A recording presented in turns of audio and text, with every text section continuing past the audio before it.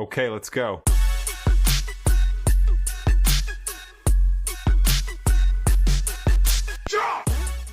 Hey, what's going on, guys? It's your boy Edgar back at it again tonight, because it's not today. Day is over, but it's tonight. The night is young, my boys and girls and everybody. But tonight, I'm gonna be playing this game called Offering for the Vile Brew. Now, I was searching through itch.io to see what I'll be playing tomorrow and whatnot, but I did run across this game, and I was like, you know what? I'm gonna try it. It looks pretty good. I did play like 5 seconds of it just to see if like the beginning was gonna be worth even playing it, and boy, it was a little satisfying just the beginning of it. So you have to help this witch do some type of like potion or something so she can maintain her youth or something like that. I'm not too sure, but it was created by a husband and wife, and I think that's pretty dope. So we're gonna give it a try. Say less and let's just get it, boy. Golly, that's loud, man. Wait, we're already lowered it down to 52, my boy. There's just no way we're gonna be playing it at 100. All right, check this out, guys. Look at this. Look at this. Isn't this dope? Look how clean this is. All right, place the nightshade in the bowl. Just this right here. Why is my hand so burnt? Add ash to the bowl. Okay. Crush with the pestle. Is that how you say it? Pestle?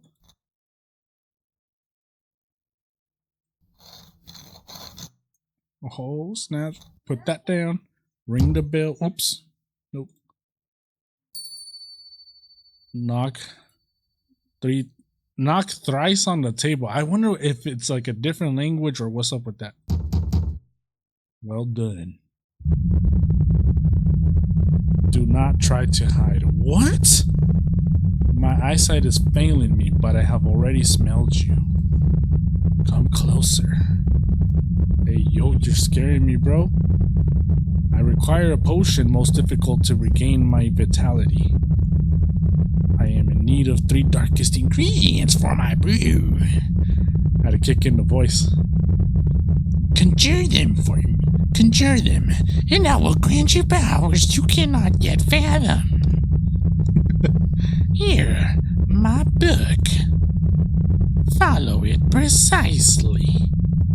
To please Hecate, you must memorize each spell before beginning. Do not fail me. Ew, bro.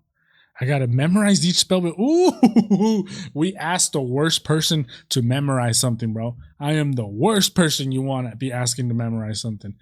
Embody doggedness, and lust for life.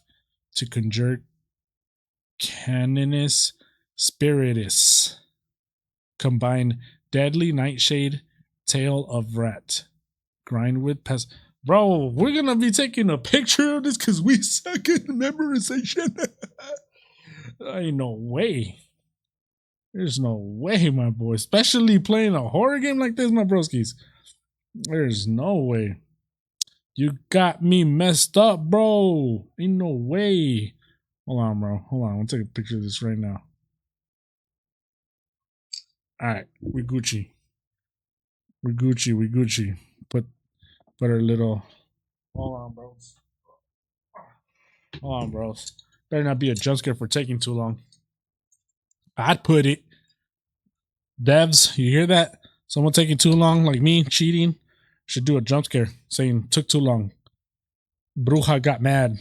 Took too long with the potion instructions or whatever. Alright.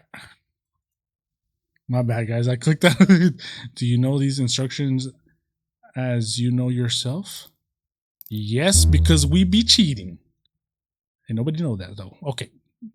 Combine deadly nightshade. Why is it called deadly? What? Is there a difference? We're just going to grab nightshade, which I feel like that's probably not going to be right. Tail of rat. Grind with pestle. With pestle pluma. and then knock twice on wood.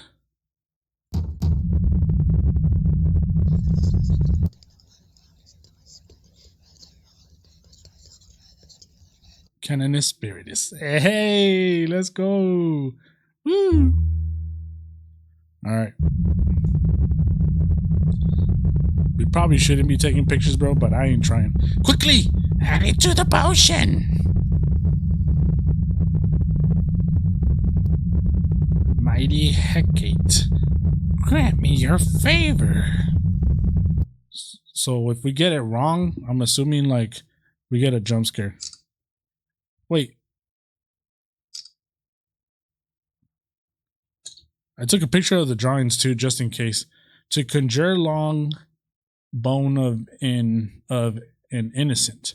Combine ash, eye of man, dead man's toe, grind with peso, knock once on wood, and then you add the salt. Then you ring a brass bell. Golly, bro. Imagine. There's no way I would have got this without taking a picture. We combine ash, eye of man. Give me the eye of man.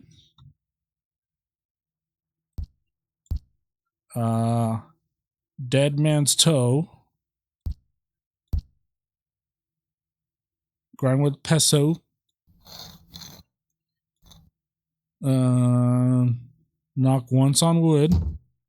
Add salt. And then you ring a brass bell.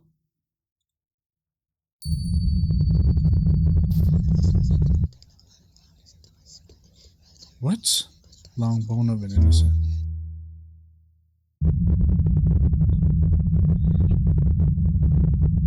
Yes, yes. Make haste, you fool. What are you calling a fool? Conjure the remaining ingredient. Ain't no way, bro. Ain't no way we would have memorized that, bro. Look at all that. I'm telling you, devs, you should really think of something that you can stop me from cheating. Because look at this. I'll be taking pictures, bro. No, I'm not going to try it without not taking a picture. Combine wing of bat, tail of rat, eye of man, grind with peso, knock thrice on wood, add deadly nightshade, salt and ash, grind with peso, ring a brass bell, knock once on wood.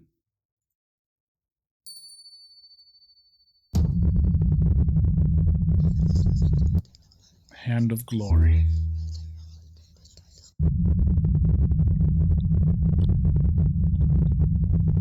The hand, give it to me.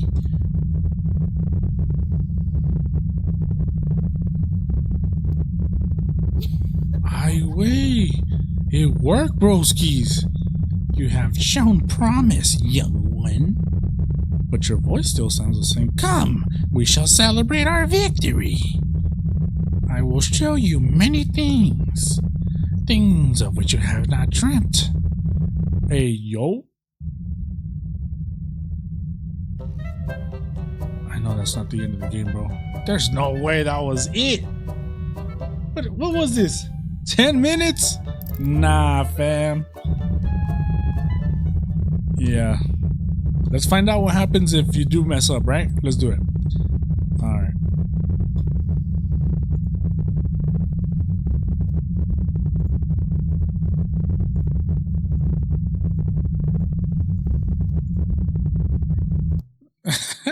This dude, I can't believe we're actually gonna mess this up.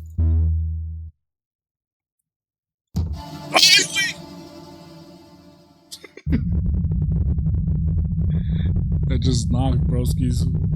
Pity. Blood is key. Yours will have to do.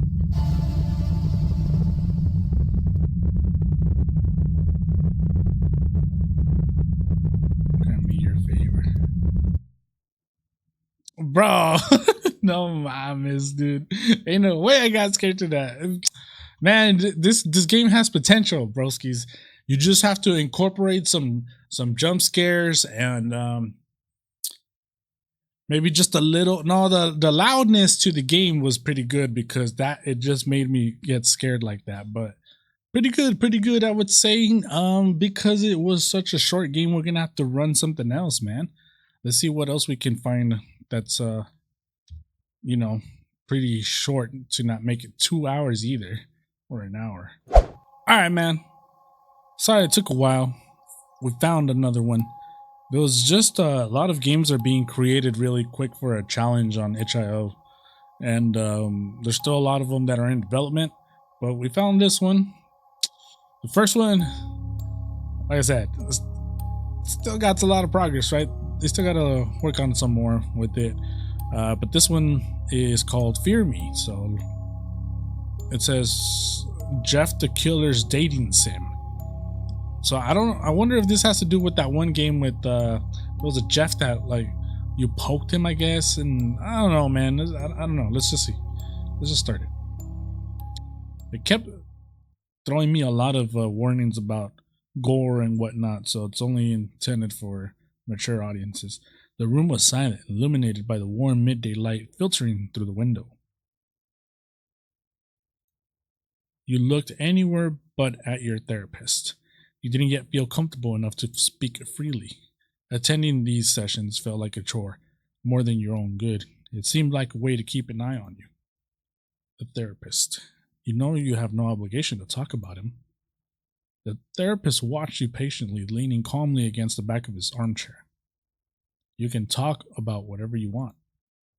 You scoffed ironically, offering no reply. It had been 7 days, enough time for someone to change, don't you think? Instinctively, you raised your hand to the left side of your face, where a patch covered your left eye. He hurt you. There's no doubt about it. The police, the hospital, everyone has their version, but I want yours. You shrugged.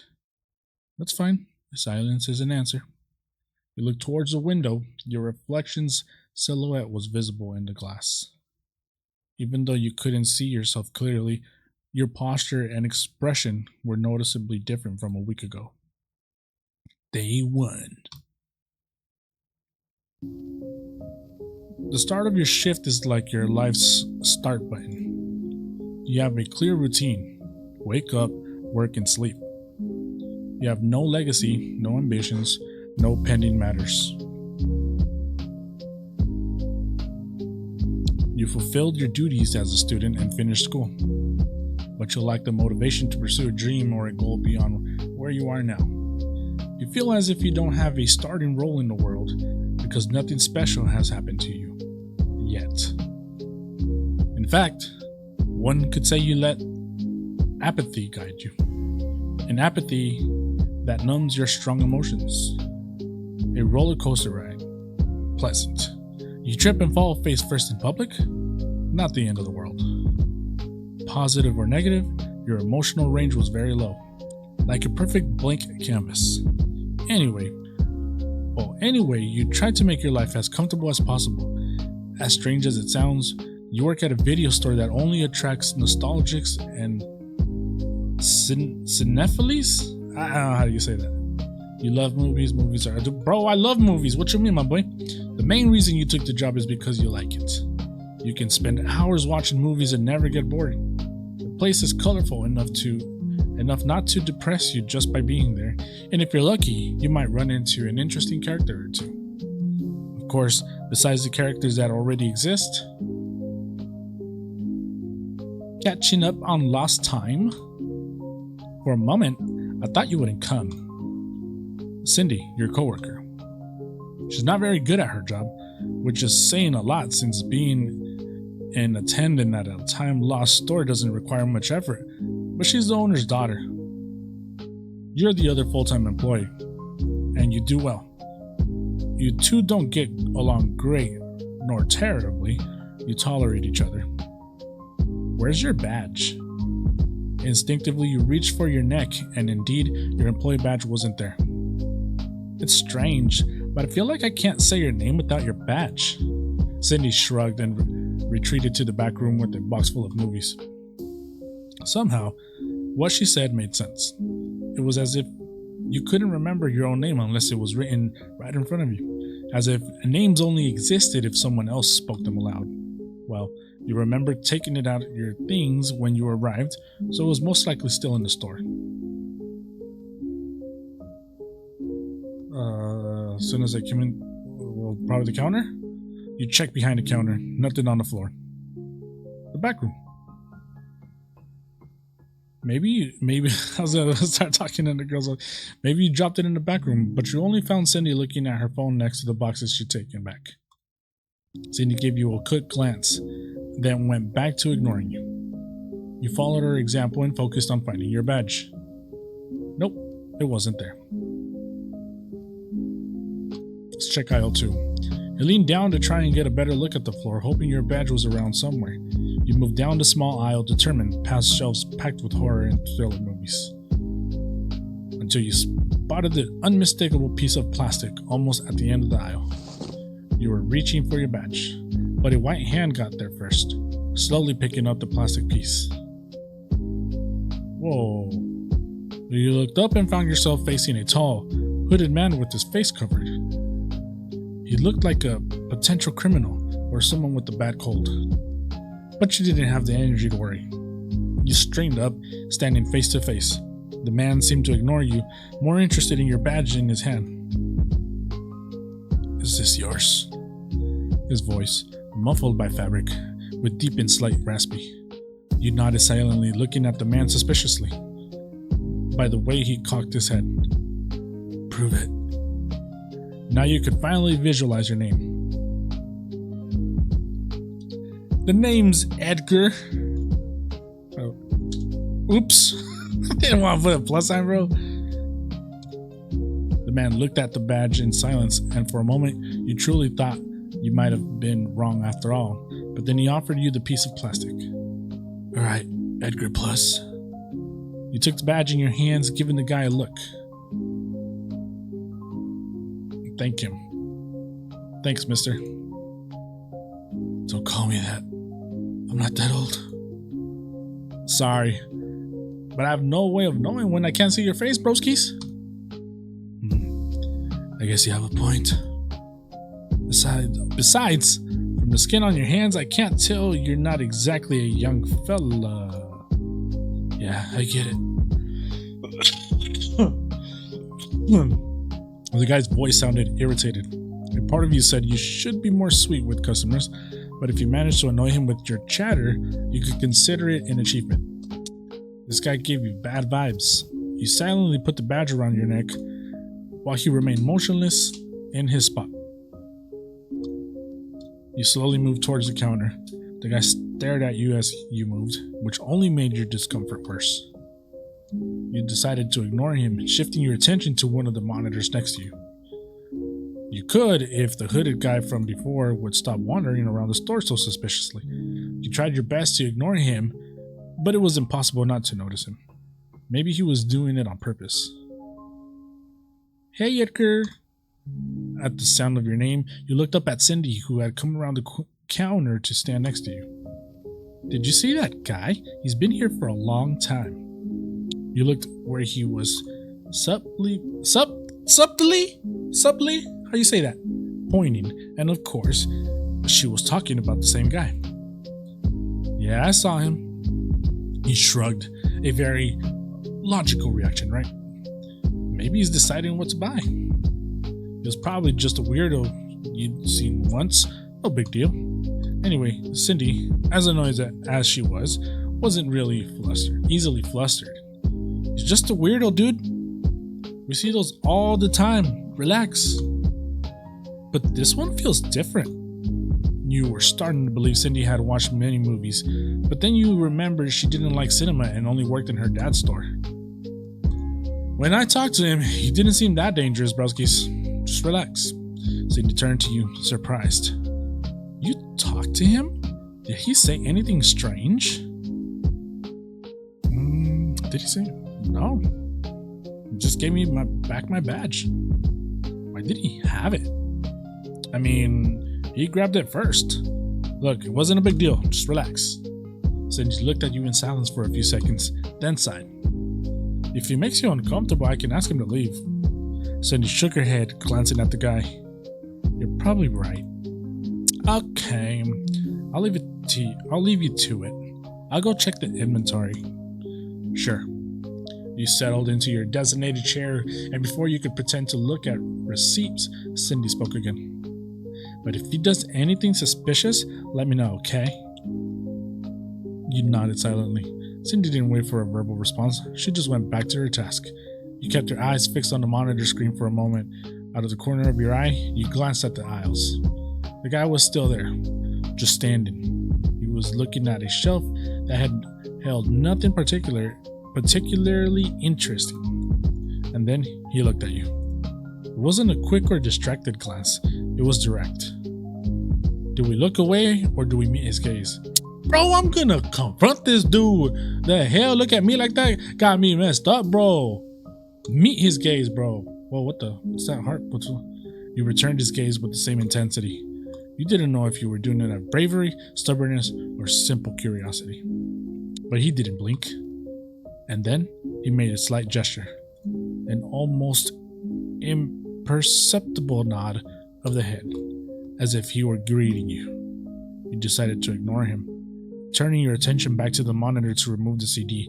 As you put the CD back in its case, you looked at your options.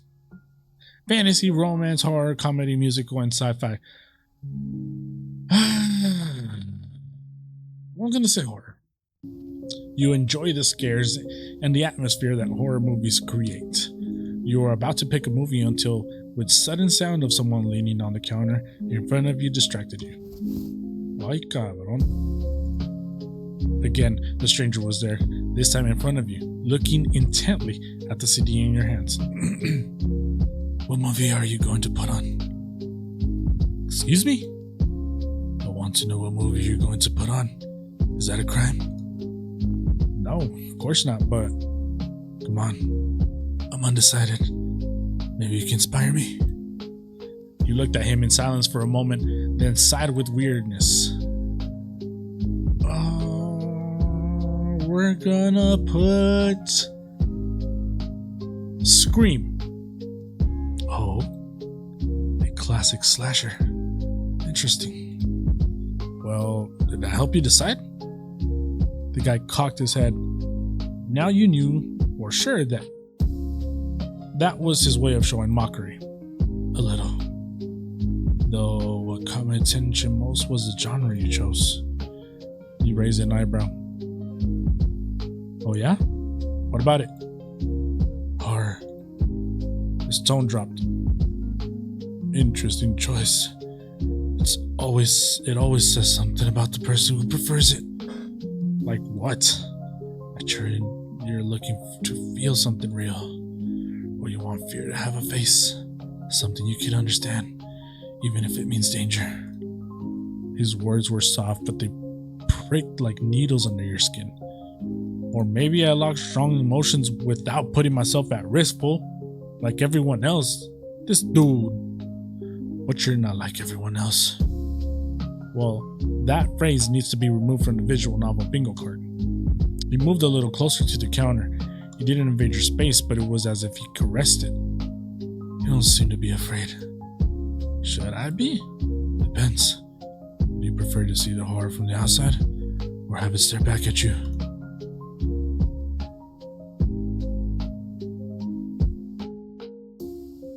Ignore him. I'm going to check the system for a moment. If you decide anything, man, let me know. Being weird. He didn't move. He leaned his elbow on the counter, watching you. The silence was heavy. He extended a finger and drew circles in the counter surface. He was pretending to think, ignoring you, but aware of your presence. For your mental sanity's sake, you needed to hurry him up. We're gonna slow things down, bro. I feel like if we start being too aggressive, you might be a little psycho. So we're gonna be subtle. You cleared your throat. You hand your hand a clenched fist. Are you gonna pick something? You're a bit impatient, huh? Oh, excuse me. I didn't mean to. Relax. I'm just playing.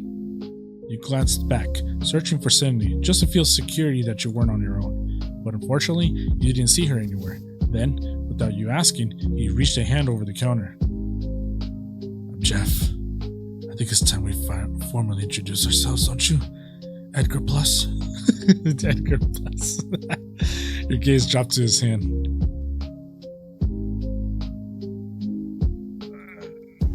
Jeff held your hand gently, as if wanting to make his touch seem harmless. Cute. His fingers didn't squeeze, but they didn't pull away immediately either. The coldness of the gesture didn't seem to bother him. On the contrary, it amused him. You finally let go of your hand like someone dropping something they'd inspected enough.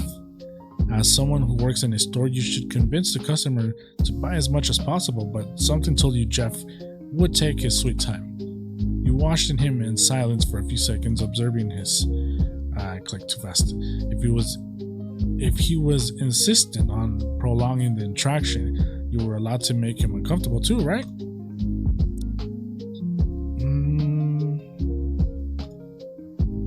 What's up with the bandana, broskies? What do you want to know? Curiosity?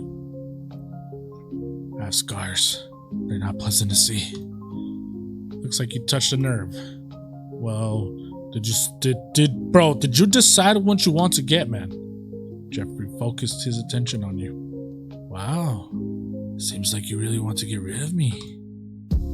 Answer nicely. It's not that, man. Look, if you need help, I'm here to assist. He tilted his head slightly, but this time not with mockery, but rather boredom. His fingers stopped drumming, now still on the counter surface. Right. Customer service protocol. The mockery was still there, but his eyes no longer sparkled with the same intensity. For a second, it almost seemed like he was going to say something more, but he just let out a discreet sigh. Anyway, I don't think I'll be taking anything. Great, all that for nothing. I wish it had been a pleasure to meet you, Edgar Plus, but I'm not so sure. Jeff straightened up from the counter, patting it. Yeah, I agreed, Jeff. You didn't hold back and match his low energy. Jeff waved his hand dismissively and left, finally. This guy was getting on your nerves with all his questions and comments. Everything seemed like an invitation to a game, but you didn't have to accept it. Your workday was over. All in all, it was quiet. Night had fallen, but there was no reason to worry since you lived a few blocks away. Some things were just convenient like that. This week, it was Cindy's turn to close the store. Since you two had almost the same position, you decided that closing duties would be by turns. So you had your things ready to go home. Are you going to be okay? Yeah, why wouldn't I be? That guy seemed a bit fixated on you. You scoffed ironically. Come on, man. Me? Yeah, I didn't get it either. Okay, ouch. But what if he follows you? That's not going to happen, broskies. He left hours ago. There's no way he stayed lurking around here. I don't know. Your danger sensor isn't very accurate, I'd say. And danger is subjective. That's not true. Why do you care so much, man? I thought you hated me. Cindy was surprised by your words. She averted her gaze, playing with the mop handle she had in her hands to clean before closing. I don't hate you. I just think being with you is boring. Yeah, well, you're not exactly the life of the party, broskies. I don't mean it in a bad way, really. I feel peaceful with you. Oh? Your disregard for everything could be tiresome, but it was also comforting in a way. You scratched your head, not knowing how to react to Cindy's words. She had never said anything nice to you until now. Cindy cleared her throat, looking away with an embarrassed grimace. What I mean is, I don't want anything bad to happen to you. You took a step towards her and placed your hand on her shoulder, smiling calmly. I'll be fine.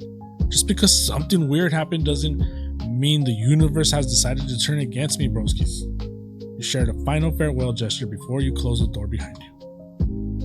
The store sign indicated it was closed and you sighed, feeling the weight of adult life in a capitalist world lift a little from your shoulders.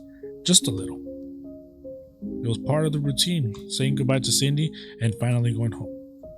You live on your own since you started working, so you had no extra responsibilities to worry about, which gave you space to focus on your needs. Wasn't an extraordinary life, but it was functional. You worked during the week, earned enough money for a rent, bills, and rested on weekends. Even though the street was well lit, the atmosphere remained gloomy as you walked towards your apartment. It had always been like this. Nothing to fear, right?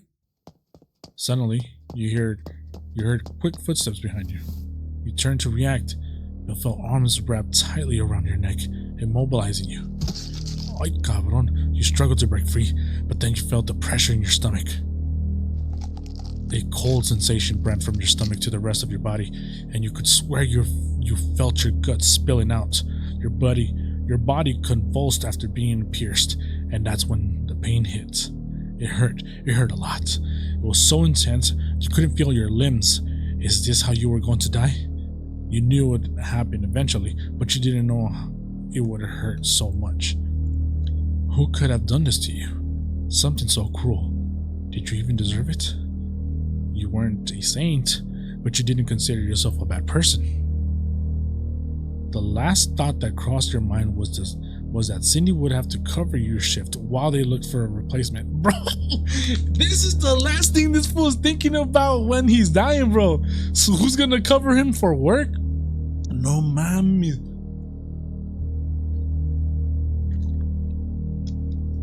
That's crazy. You died. What? Ending 1. You didn't get his attention. Bro. What? How did I not get his attention? What was I supposed to do? Damn, dude. That is crazy. Listen. It was getting very interesting. I like stories like that. But the fact that I have to go all over, like start all over to go through all that reading, you know, and just to hope that you pick the right answer, that's not me, man. I don't got the patience. But if someone out there comments that they liked it and they want to see more of it, I'll do it, man. I'll do it. But I don't know, man. I just don't have the patience to go through all that just to get the same ending again, you know? Like I said, though, if someone requests it, I'll do it. For now, that was Fear Me. Probably just gonna leave it at that. Didn't have too much luck playing some games on itch.io today. I thought it was gonna be easier looking for games to play on itch.io, but it's definitely not, man. The games that I have been playing on itch.io have been played by other people already, which I guess it's good because that way I don't have to search for them, right? But you win some, you lose some. Oh well. Anyways, that was I can't remember the first game's name, and Fear Me. With that being said, my name's Edgar. You already know how it goes. Stay healthy, stay blessed. My name's Edgar. I'm out. Peace. Okay, let's go.